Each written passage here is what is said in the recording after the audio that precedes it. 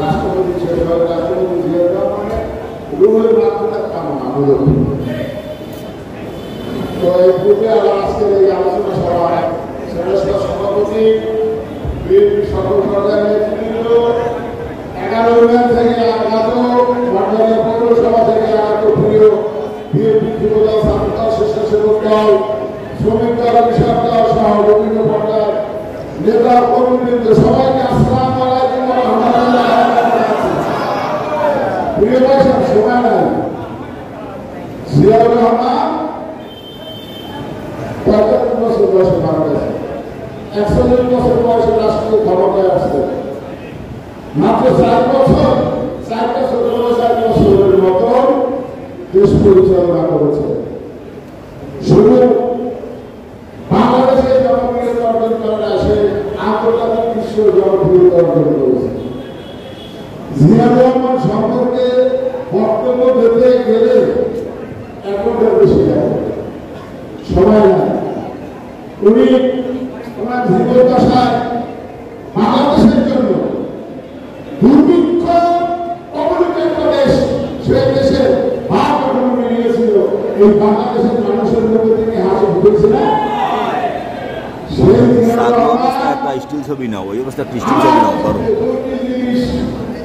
দেখি তার কর্মের মধ্যে একটা শেখ হাসিনা এই বাংলাদেশে আসার মতো দিয়েছিল। আর হোসেন মোহাম্মদ এরশাদের সেনাপতি বানাইছিল।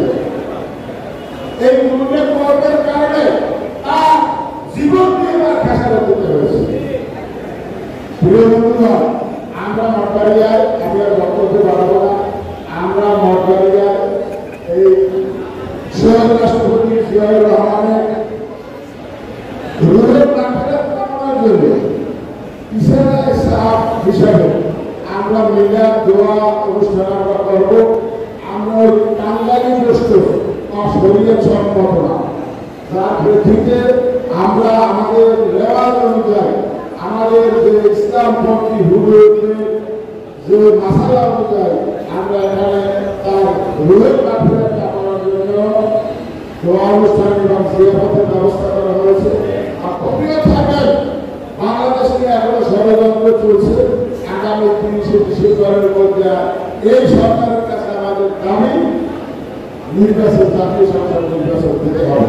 এই জন্য আমাদের দলীয় ব্যবহার চেয়ারম্যান মহোদয়দের নির্দেশনা দেবে, তার আগে আমাদের আবার মাথায় করতে হতে পারে। সেজন্য সবাই প্রস্তুত থাকবেন। সবাইকে ধন্যবাদ, সবাইকে ধন্যবাদ জানিয়ে আমার বক্তব্য শেষ করলাম। আল্লাহ হাফেজ। বাংলাদেশ জিন্দাবাদ। শহীদ রাষ্ট্রপতি জিয়াউর রহমান বিরুদ্ধে জিন্দাবাদ। সবাইকে ধন্যবাদ।